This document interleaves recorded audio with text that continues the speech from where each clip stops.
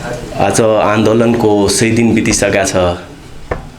यतिकै सोचेर कति धेरै आक्रोश पोखेर म आएको थिएँ, तर बिहानैदेखि मेरो स्वास्थ्य अलि खराब भएर गर्दा म धेरै बोल्दिनँ, 1 देखि 2 मिनेटसम्म बोल्छु होला। त्यतिमा पनि ढलियो भने त गाह्रो छ। अस्तिको आन्दोलनमा मैले 4 गोली खाइ घाइते भएको थिएँ।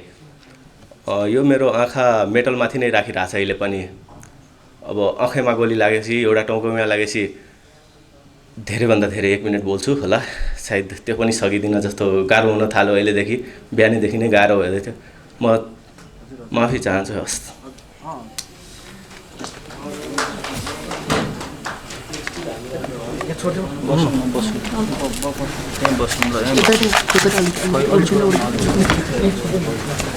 ल ठिक छ, उहाँलाई अहिले यसको पछि गर्नु होला। म अब म सरिस्मा थापाज्यू लाउनुपर्छु। सरिस्मा थापाज्यू। पानी पनि हो, आँखा चर्कियो।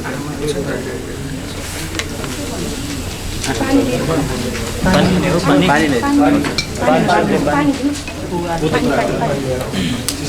एउटा ग्लास ल्याइदिनु। ग्लासमा त्यसरी ग्लासमा